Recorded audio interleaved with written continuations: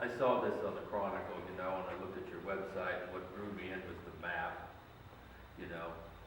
And I know you talked about moving back to Texas, and that's when you found out you were Mexican. Yeah.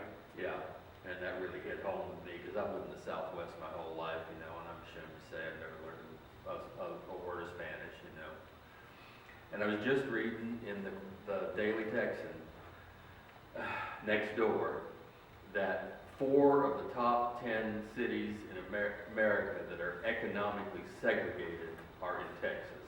Yeah. And Austin is number 10. And it talked about I-35 being the blue line, she said, because everything east is blue, which is low income, and everything west is red, which is high income. So, can you talk a little bit about that experience, having lived elsewhere and having lived here, what the differences are, and why it's the way it is? Yeah, no, I mean, basically shaped my life. Thank you for that really great question, because it kind of gets to the nerve of a lot of, I think, what made me a writer. I think to be a writer means to be self-conscious, and, I always think about that self-consciousness really being born at the point that my dad moved us back to Texas in 1978. And that was when he retired after about 20 years. We had been living at a showcased Air Force base called Andrews. It's where the president takes off and lands. And so we were literally almost right across the street, not from Air Force One, but a plane they used to call the Doomsday plane, which looks like Air Force One, but it's the jet that would spirit away the president, the vice president, key members of the government in case of nuclear holocaust. We used to hear that rev up every day. And there was this very official kind of almost urban base. And my dad thought that it would be a good idea to come back and live close to family and out in the country, and for us to run out in the country, fresh country air with our cousins. And where we moved back to was a 600 person sharecropping town in South Texas called Banquetti. It had been a sharecropping town. It was still very agricultural, but we lived on the outskirts of town and about a quarter of a mile, well, a little less than that, from a cemetery, the town cemetery. And it gradually dawned on me, this was 1978, that the cemetery was still segregated. And it was part of a dawning that here I was after having grown up on Air Force bases, which in some ways were little suburbias that had a fair amount of intermingling. Just because the military was where a lot of economically disadvantaged men could sometimes get out. So until I was 12, I was living in these places that were fairly mixed. We get back to South Texas, and suddenly, there's a weight in the air, and the way that it manifested was in this cemetery where I used to go read. My family teased me a lot about that, but I knew things were different, and I knew that it seemed like I wasn't going to win either way. By that time I was already speaking English that was very Midwestern. Had grown up in kind of a proto-middle class life, with my family. So, I wanted to flee that.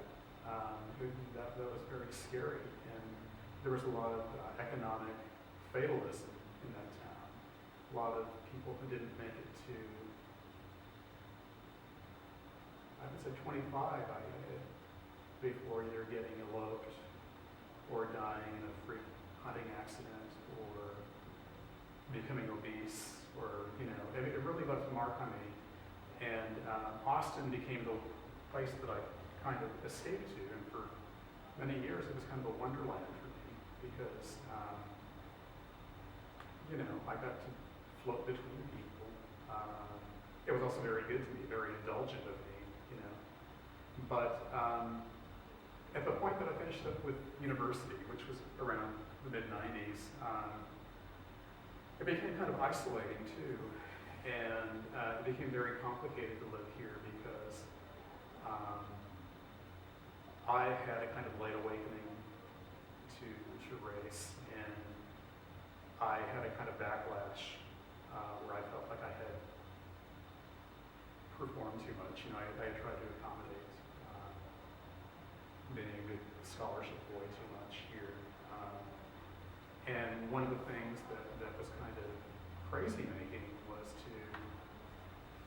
was to see the kind of segregation that you're talking about, and to see it in a place that perceives itself as being very liberal and progressive. It's something I think that I've struggled with for a long time, but I feel lucky to have, because I think it's really informed the way that I've had to look more closely at stuff around me. And, I feel more mellowed about it now.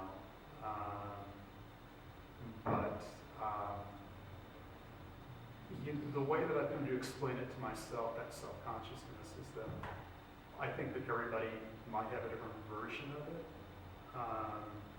If you're a woman, you might be acutely aware of male-only environments, I think there are just other ways that that self-consciousness can play out.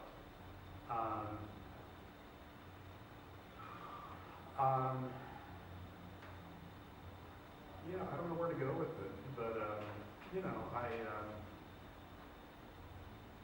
I work at the university, and I think that I've seen it get more diverse.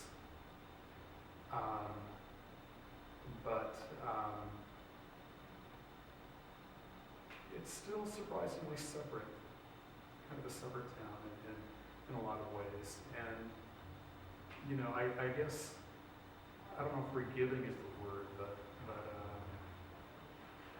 I understand more how that happens, and part of that now might just be being a homeowner and being middle class myself.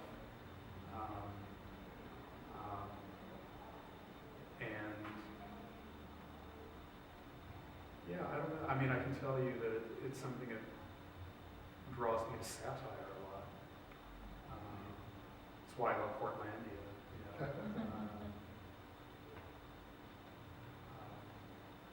Is there anything more I can say? Or No, that was very informative.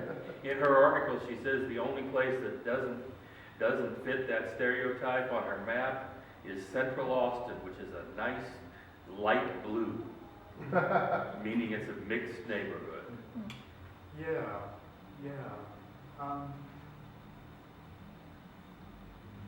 God, race turns on and off for me all the time. It's kind of like an Alice in Wonderland kind of view. I think when your emotions enter into it, like they have for me a lot of times, I'm not sure if I'm looking at things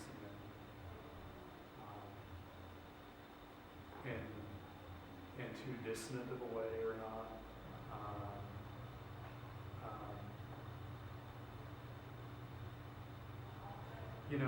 I still do kind of wonder where the middle class of color is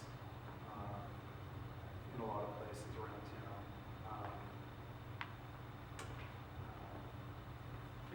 Why do you feel that you need to work 40 hours a week if you really want to be a writer? Stability. I think because stability is such a big value for me. And because I spent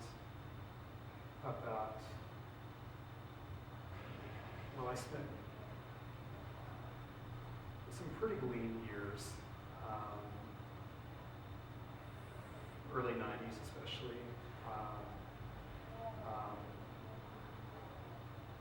I came to feel like I wasn't going to be able to not worry until I had a job.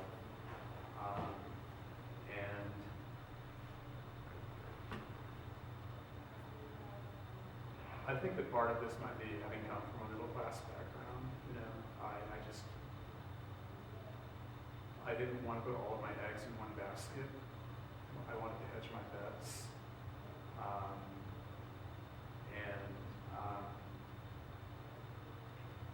You know, I'm kind of grateful for the way that the work week can interrupt spending too much time alone.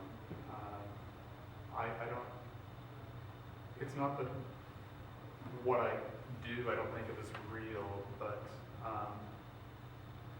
a lot of what I've negotiated, I think, has been romantic expectations around writing, which is that it has to be very immersive and very dramatic and very intense all of the time.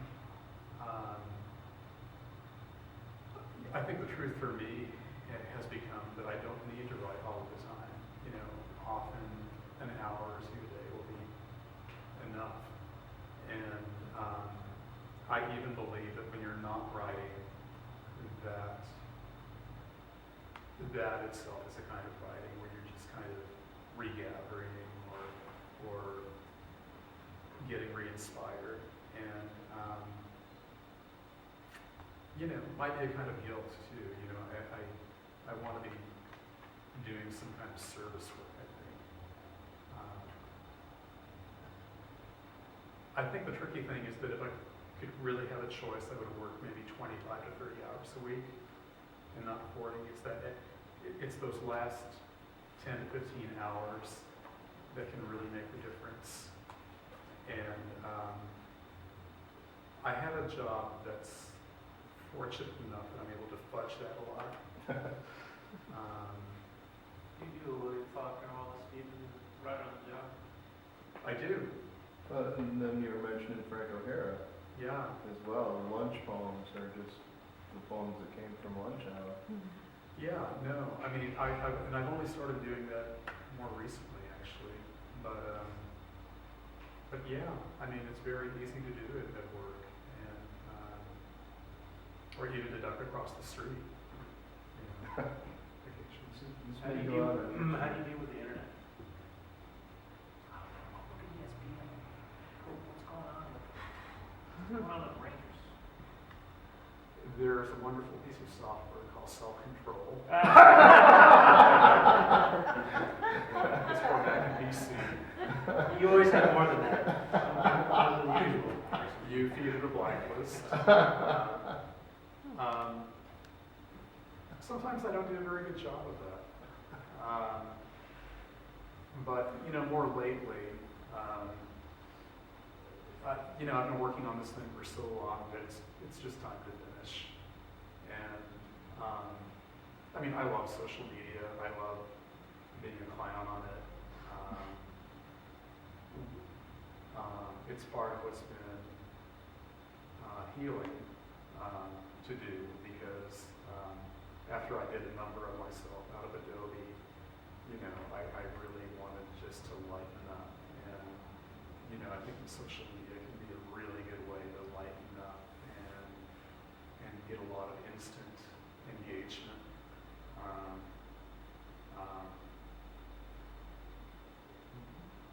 But I mean,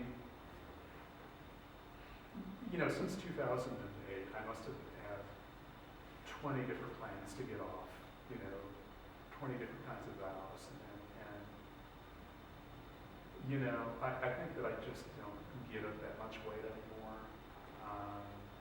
I know when I'm on it too much, it's like empty calories.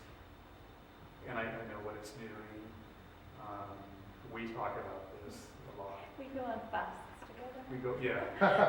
we go Social social media media fast. together. A scotch every now and then, do it before you empty the bottle. Cleansing. After a while. Yeah. I mean, you know. That's all. Well, I think we have time for maybe one more question. Thanks for letting me ramble. Oh, Your rambling's good. it is good. Well, Vince, we'd like to thank you very much and Yeah, present thank you, you guys. with a Malvern shirt. Woohoo! Whoa. Excited about this shirt. Yeah, and we'd like to say, again, thanks to Malvern for hosting us. And it says on the back, a different kind of adult bookstore, because for those of you who've been here, this used to be Pleasure Land before Dreamers. And it's still Pleasureland. Yeah, it's a different kind of pleasure. Malvern Books. This is Vicente Lozano.